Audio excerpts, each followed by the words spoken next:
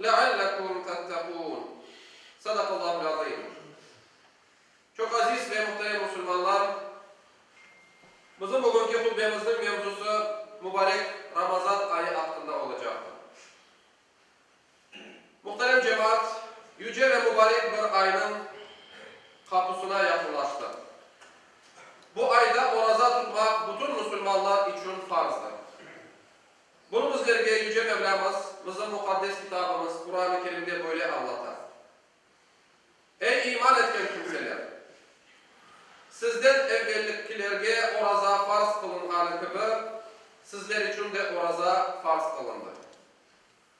Belki de Allah'a karşı gelmekten sakınırsınız. Oruza Müslüman ve mükellef olgan, akıllı yerinde olgan, hasta ve yolcu olmayan herkes için farzdır. Ama kuş ve takattan kesilgen kartlar, ağır hastalıktan sebep ilaç kullanan hastalar, yolcular, ağır ayaklı olgan ve adet kanamasını görgen, bir de bala emizdirgen kadınlar, Ramazan ayı devamında oruza tutup olamayan günlerini oruza bitken son tutarlar. Eğer de hastalık ya da karnılık sebebinden Ramazan'dan da son oruza tutamayacak vaziyette iseler, o vakit Ramazan'ın her bir günü için bir fukaryanı sabah akşam doydurmaları gerekir. Eğer de buna da güçleri yetmese, Allah onlara inşallah mesuliyet üzerlerine koymaz.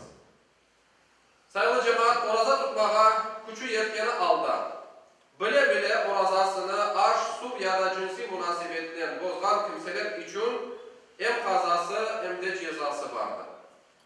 Öyle kimseler Ramazan'dan son ceza olarak 60 gün oraza aralıksız ve daha bir gün kaza olarak oraza tutmaları gerekir.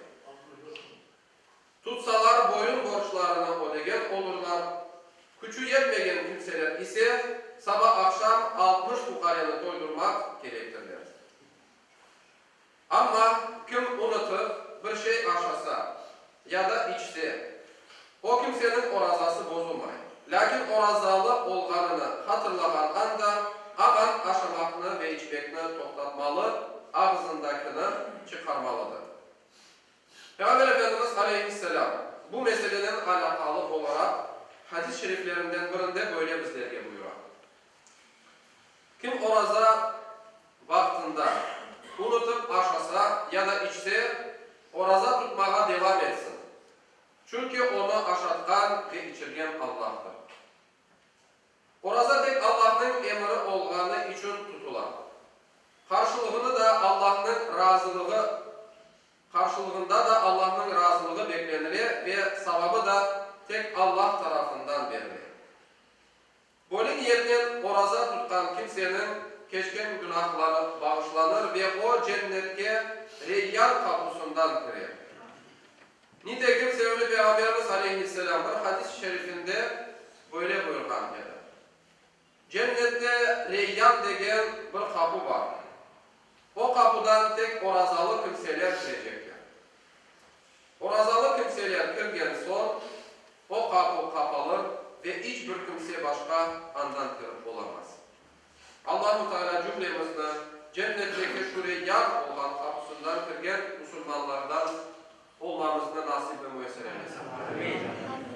Ala inne ahsanel kelam ve ablegan nizam kelamullahil melikil azizil allam kema kâle Allahu tebâreke ve teâlâ fil kelam ve izâ kuri'el Kur'an festemi'û leh ve ansitû leallekum turhamûn.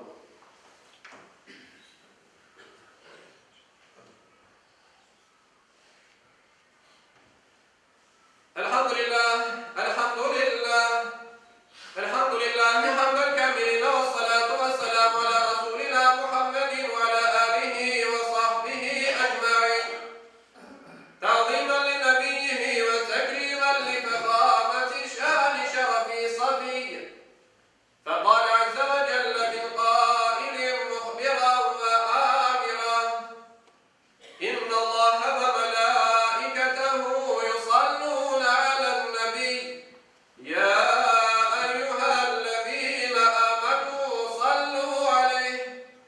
صلوا عليه